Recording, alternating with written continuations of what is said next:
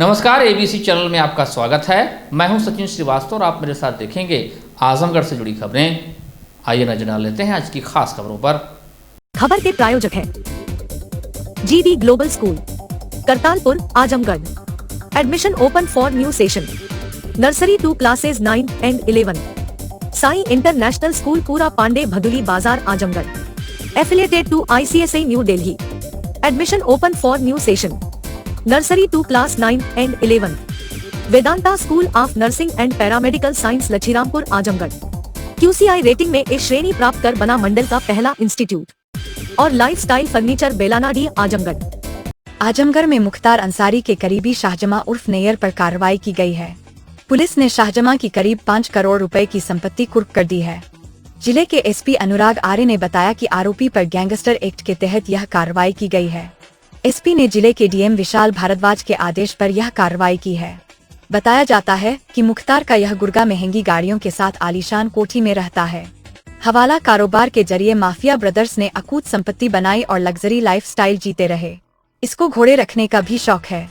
शाहजमा का history sheeter भाई बरदह थाना क्षेत्र के मोहम्मदपुर निवासी अशरफ जमा की लखनऊ में 1 हेक्टेयर से अधिक की संपत्ति को मुनादी कराकर कुर्क किया गया है।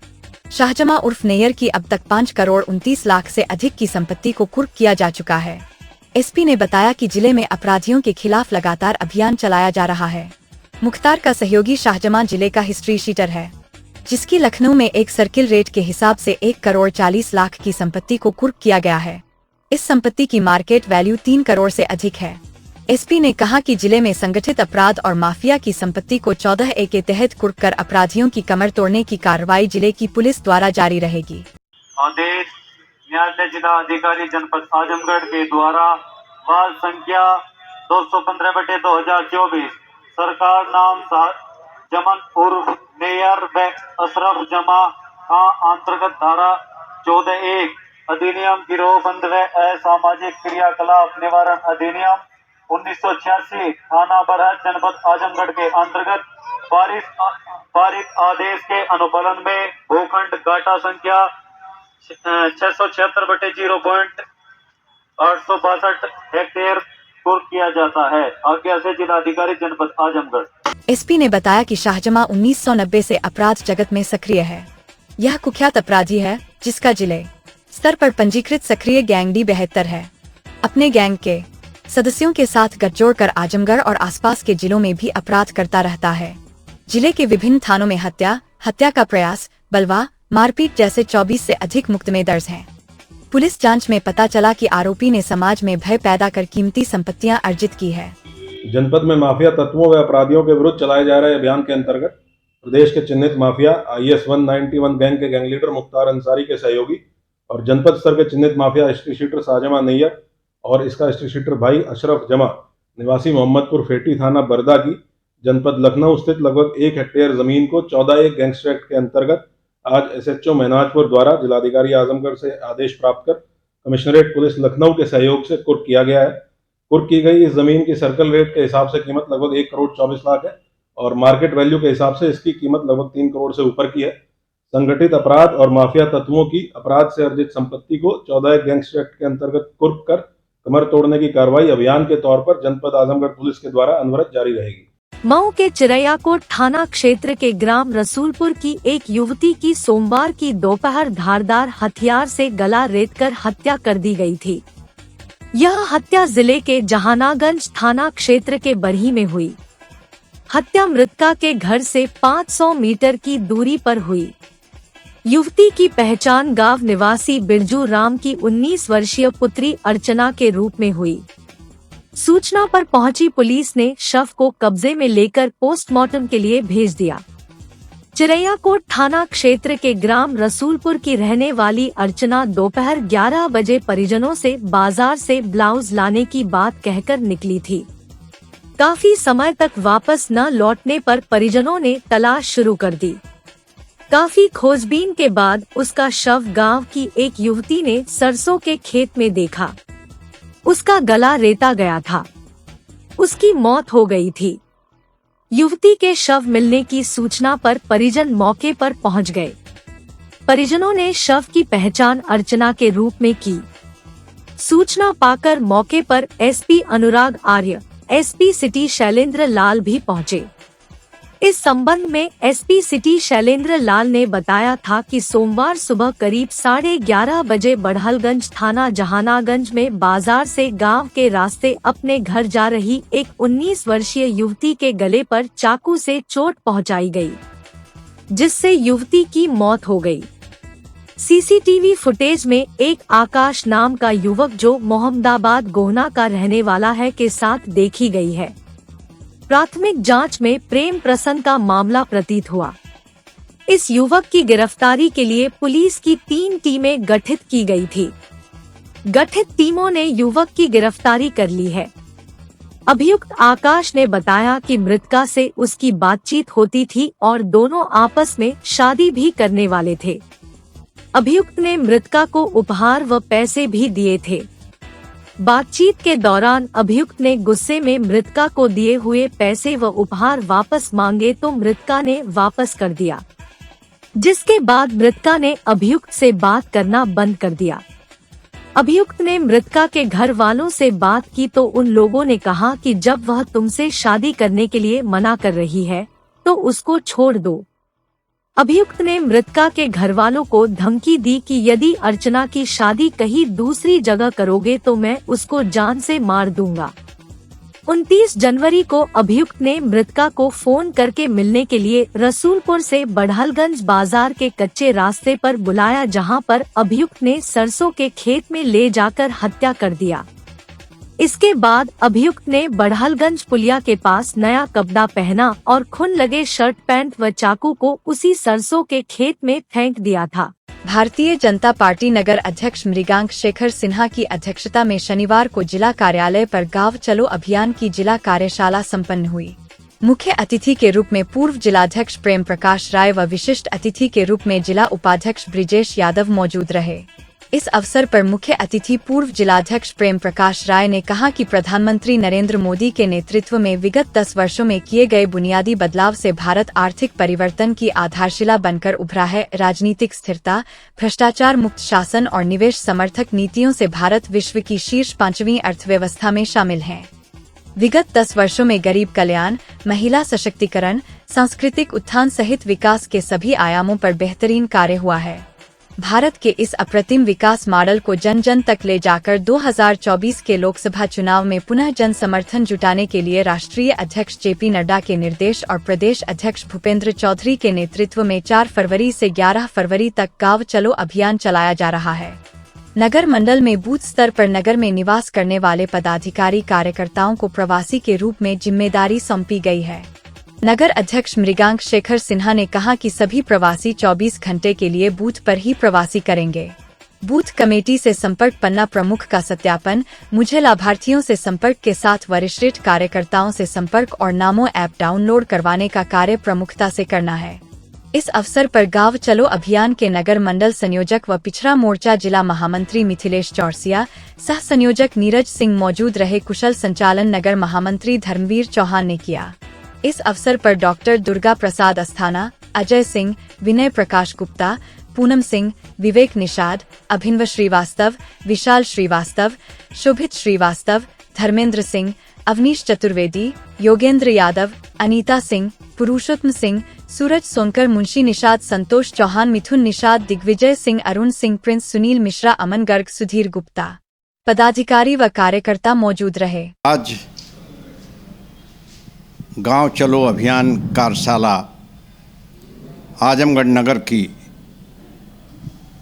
कार्यशाला संपन्न होने जा रही है। 2024 के चुनाव के पूर्व ही पूरा मैदान खाली नजर आए, विपक्ष कहीं दिखाई न पड़े, इसलिए भारतीय जनता पार्टी की प्रत्येक कार्यकर्ता को प्रत्येक मतदाता के पास तक पहुंचना है।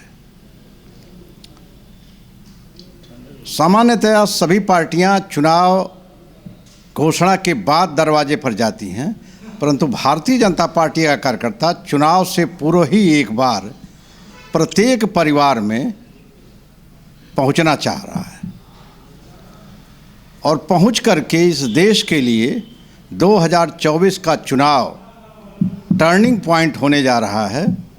2047 तक भारत को जो विकसित राष्ट्र के रूप में हम दुनिया के अंदर देखना चाहते हैं, उसके लिए आवश्यक है कि 2024 में भारतीय जनता पार्टी को बहुमत नहीं, प्रचंड बहुमत मिलनी चाहिए। उसी के निमित्त हम प्रत्येक परिवारों तक मोदी जी का संदेश लेकर के और अपने संगठनात्मक ढांचा को पूरा चुस्त और दुरुस्त करने के लिए आगे का कार्यक्रम करने जा रहे हैं। इस मीटिंग के दौरान क्या दिशा निर्देश दिए जा रहे हैं आपको? इस मीटिंग के दौरान हम जैसे नगर है, नगर को 25 वार्ड में बांटे हैं, फिर वार्डों में जो बूथ हैं, पोलिंग स्टेशंस हैं, उन पर जो हमारे सारे पदाधिकारी पहले से ही चयनित होकर के सूचीबद्ध हो चुके हैं, उनकी बैठक करके और जो शक्ति केंद्र है, जो बूथ है, उस पर जो हमारी कमेटी बनी है, जो हमारे संयोजक हैं, प्रभारी हैं, प्रवासी हैं, वो सब अपनी अपनी जगह पर ठीक स्थिति में खड़े हैं और आम जन में हम 24 का चुनाव कितना महत्वपूर्ण है और इसके लिए अनिवार्य रूप से प्रत्येक मतदाता के पास तक जाएंगे। मंडलायुक्त मनीष चौहान व आईजी अखिलेश कुमार ने संपूर्ण समाधान दिवसों के औचक निरीक्षण के क्रम में शनिवार को तहसील सदर में आयोजित संपूर्ण समाधान दिवस का औचक निरीक्षण किया। मौके पर उपस्थित शिकायतकर्ताओं की समस्याओं को गंभीरतापूर्वक सुना। आमजन से प्राप्त शिकायतों की सुनवाई करते हुए मंडलायुक्त श्री चौहान ने शिकायतकर्ताओं से प्रश्नगत प्रकरण पूर्व में भी प्रस्तुत किए जाने अथवा न किए जाने के संबंध में जानकारी प्राप्त की।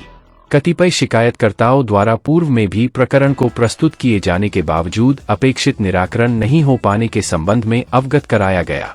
इस पर मंडलायुक्त ने असंतोष व्यक्त करते हुए उपजिलाधिकारी सदर को निर्देशित किया कि जन समस्याओं के निराकरण की नियमित रूप से समीक्षा शासन स्तर से की जा रही है, इसलिए आमजन से जो भी शिकायतें प्राप्त होती हैं उसे पूरी गंभीरता से लिया जाए तथा उसका समयबद्ध रूप से स्थायी निराकरण कराया जाना सुनिश्चित किया जाए, ताकि एक ही प्रकरण के संबंध में उन्हें बार बार मुख्यालय आने की आवश्यकता न पड़े। मंडलायुक्त श्री चौहान ने कहा कि अधिकांश शिकायतें अनाधिकृत कब्जे को कब्जा मुक्त कराए जाने, भूमि बंटवारे, मेड़बंदी आदि से संबंधित प्राप्त हो रही हैं। इन शिकायतों पर त्वरित कार्यवाही करते हुए ऐसे मामलों का गुणवत्तायुक्त निस्तारण किया जाए। उन्होंने कहा कि सरकारी भूमि को हर हालत में कब्जा मुक्त कराया जाए। सदर तहसील में संपूर्ण समाधान दिवस के अवसर पर अधिकारियों के समक्ष कुल 61 मामले प्रस्तुत किए गए, जिसमें राजस्व के 50, पुलिस के 4, विकास के 2 तथा अन्य विभागों से संबंधित 5 प्रकरण सम्मिलित रहे। अधिकारियों द्वारा मौके पर राजस्व विभाग से संबंधित 5 मामलों का निस्तारण किया गया। मंडलायुक्त श्री चौहान ने अनिस्तारित मामलों के संबंध में निर्देशित किया कि निर्धारित समय सीमा के अंदर सभी मामलों का गुणवत्तायुक्त एवं स्थायी निराकरण करना सुनिश्चित किया जाए। आईजी अखिलेश कुमार ने पुलिस से संबंधित मामलों की सुनवाई करते हुए संबंधित थाना प्रभारियों को आवश्यक दिशा निर्देश दिया। राष्ट्रीय विधिक सेवा प्राधिकरण, नई दिल्ली एवं उत्तर प्रदेश राज्य विधिक सेवा प्राधिकरण, लखनऊ के निर्देशानुसार तथा जनपद न्यायाधीश अध्यक्ष, जिला विधिक सेवा प्राधिकरण, आजमगढ़ के दिशा निर्देश पर जनपद न्यायालय, आजमगढ़ तथा समस्त तहसील मुख्यालयों पर दिनांक 9 मार्च दिन शनिवार को राष्ट्रीय लोक अदालत का आयोजन किया जाएगा, जिसमें मोटर दुर्घटना से संबंधित वाद, दीवानी वाद, वैवाहिक वाद, आपराधिक समनीय वाद, एनआई एक्ट, विद्युत अधिनियम, बैंक के ऋण संबंधी वाद, राजस्व वाद, चकबंदी वाद तथा वे समस्त वाद जो सुलह समझौता के तहत निस्तारित किए जा सकते हैं को जरिए सुलह समझौता निस्तारित कराया जाएगा। राष्ट्रीय लोक अदालत को सफल बनाने के लिए न्यायिक नोडल अधिकारी राष्ट्रीय लोक अदालत संतोष कुमार यादव, अपर जिला एवं सत्र न्यायाधीश व अपर जिला एवं सत्र न्यायाधीश सचिव, जिला विधिक सेवा प्राधिकरण, आजमगढ़ धनंजय कुमार मिश्रा की उपस्थिति में शनिवार को विश्राम कक्ष में मुख्य राजस्व अधिकारी विनय कुमार गुप्ता व समस्त उपजिलाधिकारी, समस्त तहसीलदार व नगर पालिका के अधिशासी अधिकारी के साथ बैठक संपन्न हुई। बैठक में समस्त प्रशासनिक अधिकारीगण को निर्देशित किया गया कि वे अपने स्तर से आगामी राष्ट्रीय लोक अदालत में अधिक से अधिक वादों का निस्तारण करना सुनिश्चित करें। साथ ही साथ आम जनमानस से अपील करने के निर्देश दिए गए कि ऐसे वाद जिनका निस्तारण सुलह समझौते के आधार पर हो सकता है, दिनांक 9 मार्च 2024 को आयोजित होने वाली राष्ट्रीय लोक अदालत में उपस्थित होकर अपने वादों का निस्तारण करा सकते हैं। नोडल अधिकारी राष्ट्रीय लोक अदालत संतोष कुमार यादव ने बैठक में उपस्थित समस्त प्रशासनिक अधिकारीगण को बताया कि लोक अदालत को सफल बनाने के लिए आम नागरिकों को सुलभ एवं शीघ्रता के साथ न्याय दिलाने के उद्देश्य से निरंतर स्तर पर राष्ट्रीय लोक अदालत का आयोजन किया जा रहा है।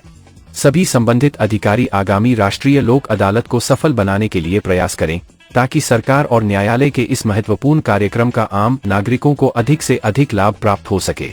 लोक अदालत को सफल बनाने के लिए सभी अधिकारी अपने अपने स्तर से प्रचार प्रसार कराएं। सचिव ने बैठक में उपस्थित समस्त प्रशासनिक अधिकारीगण को निर्देशित किया गया कि वे अपने यहां निस्तारित होने वाले अधिक से अधिक चिन्हित वादों की सूची जिला विधिक सेवा प्राधिकरण को प्रेषित करना सुनिश्चित करें ताकि चिन्हित वादों की सूची राष्ट्रीय विधिक सेवा प्राधिकरण के पोर्टल पर अपलोड किया जा सके।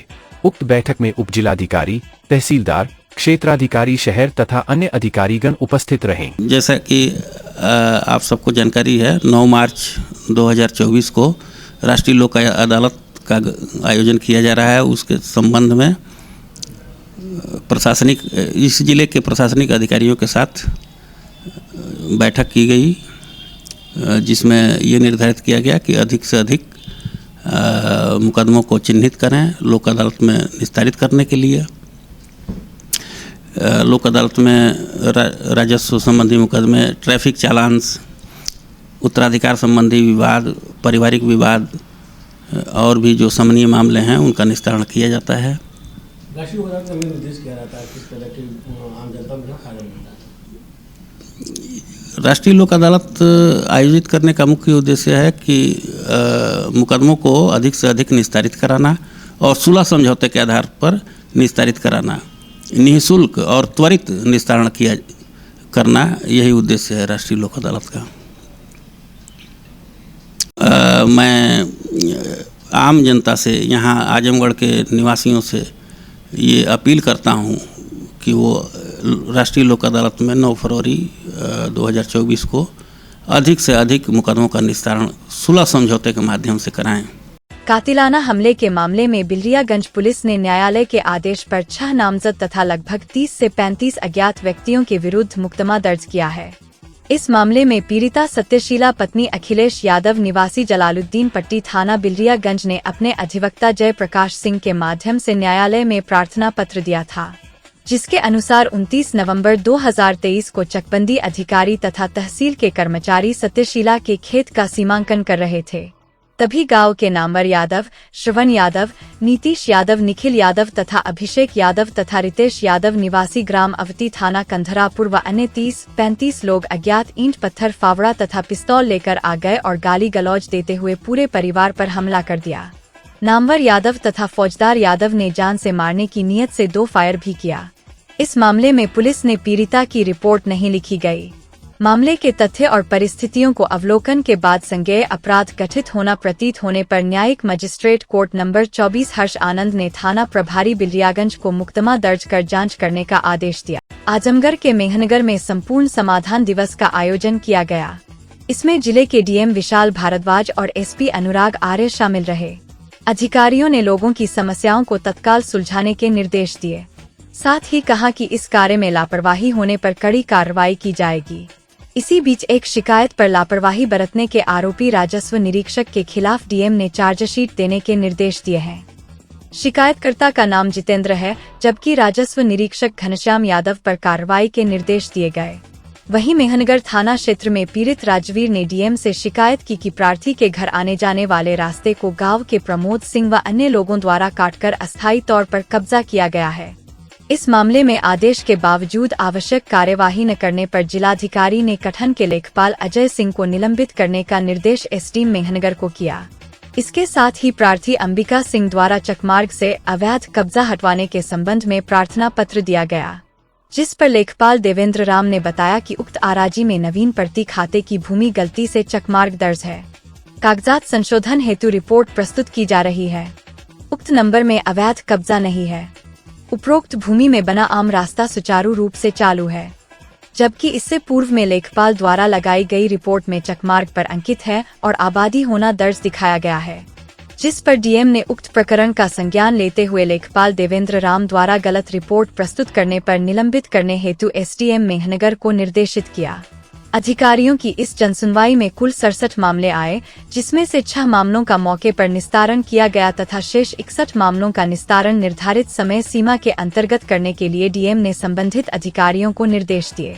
प्राप्त मामलों में राजस्व विभाग के 46, चकबंदी के 2, चिकित्सा विभाग के 1, विकास के 8, पुलिस के 6, विद्युत के 2 और नगर पंचायत के 2 मामले शामिल हैं।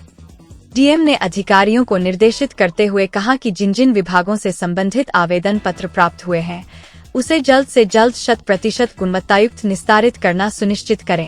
भारतीय जनता पार्टी लालगंज के जिला अध्यक्ष सूरज प्रकाश श्रीवास्तव ने उत्तर प्रदेश सरकार के परिवहन मंत्री दयाशंकर सिंह से मिलकर जनपद आजमगढ़ के लालगंज लोकसभा क्षेत्र में नए बस स्टेशन, यात्री सुविधा केंद्र व विभिन्न शहरों में यात्रा हेतु लगभग 30 नई बस प्रदान करने के संबंध में मुलाकात कर मांगों को पूरा करने हेतु अनुरोध किया।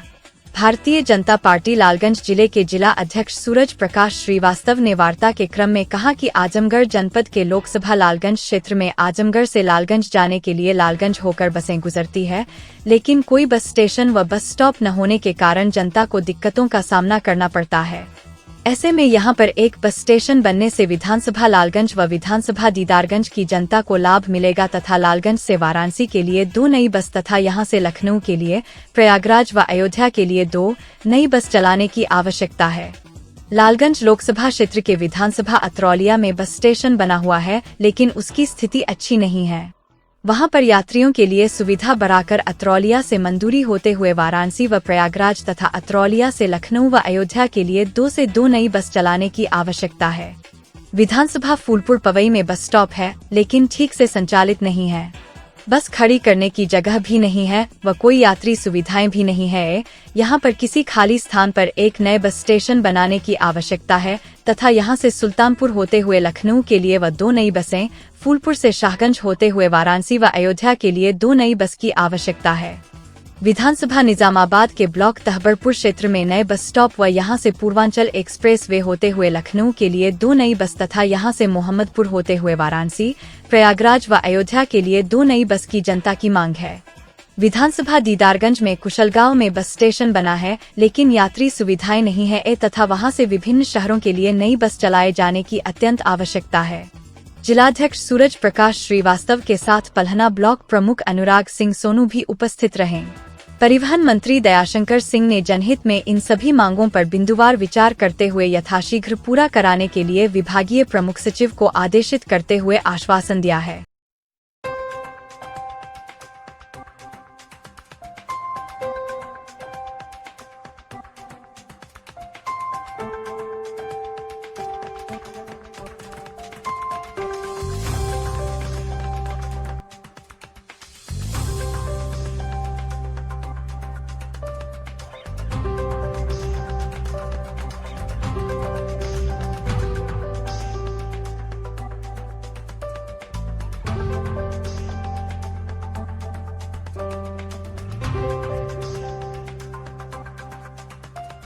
Lifestyle furniture, Belnadi, Azamgarh. सभी प्रकार के फर्नीचर एवं इलेक्ट्रॉनिक सामानों की भरपूर रेंज उपलब्ध। हमारे यहाँ EMI की सुविधा 0% ब्याज पर उपलब्ध। इलेक्ट्रॉनिक सामानों में LED TV, refrigerator, washing machine, air conditioner, air cooler, deep freezer, water cooler, mixer juicer, iron, fan, induction, battery, inverter, electric geyser, gas geyser, आटा चक्की इत्यादि। फर्नीचर के सामानों में बेड, गद्दा, सिंगारदान, अलमीरा, sofa, table, chair, rack, stool, संदीली, सीढ़ी, डाइनिंग टेबल, झूला आदि। शादी विवाह की हो तैयारी या ऑफिस और घर के लिए सामानों की करनी हो खरीदारी, पहुँचिए लाइफस्टाइल फर्नीचर, बेलनाडी, आजमगढ़। उत्तर प्रदेश के 613 नर्सिंग और पैरामेडिकल कॉलेज में से 20 कॉलेज QCI रेटिंग में A श्रेणी प्राप्त कर बने मेंटर इंस्टीट्यूट।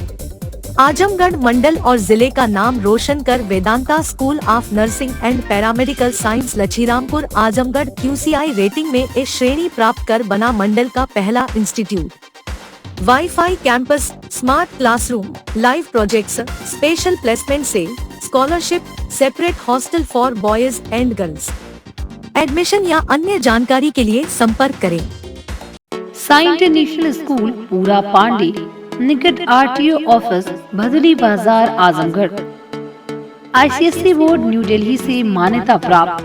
प्रत्येक क्लास में स्मार्ट क्लास की व्यवस्था, सुव्यवस्थित साइंस और कंप्यूटर लैब्स, इंडोर और आउटडोर स्पोर्ट्स फैसिलिटीज, पूरे सिटी में वाहन की सुविधा, additional open for new session, nursery to class 9 and 11। Sai international school Pura Pande, निकट आरटीओ ऑफिस, भदली बाजार, आजमगढ़।